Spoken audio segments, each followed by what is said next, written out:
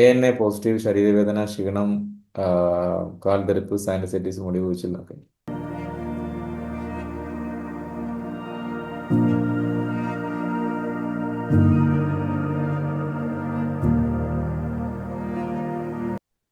നിങ്ങൾ ചെയ്യേണ്ടത് കൈയും കാലും അനക്കുക. എല്ലാ ദിവസവും കൈയും കാലും അനക്കുന്ന എന്തെങ്കിലും പോയി ചെയ്യാം, മസ്റ്റായിട്ട്.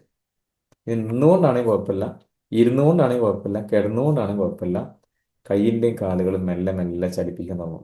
നോർമൽ ആയിട്ടുള്ള ഫിസിയോതെറാപ്പിയാണ് ഇപ്പോൾ ഞാൻ പറഞ്ഞത്. ഇതിൽ നിങ്ങൾ ഡയമണ്ടിലൊക്കെ വരുന്നുണ്ട് PMR എന്നുള്ള പ്രോസസ് ഉണ്ട്, PMR. അത് ചെയ്തു കഴിഞ്ഞാൽ നിങ്ങളെ ഈ സംഭവം, ക്ഷീണവും തരിപ്പും ശരീരവേദനയും കാലിൻ്റെ വിരലുള്ള പ്രശ്നങ്ങളൊക്കെ 70% മാറും, ഉറപ്പാണ്. പിന്നെ സൈനസൈറ്റിസ് മുദ്ര ചെയ്യാം. കാലിൻ്റെ തരിപ്പിന് ആകാശ മുദ്ര ചെയ്യാം.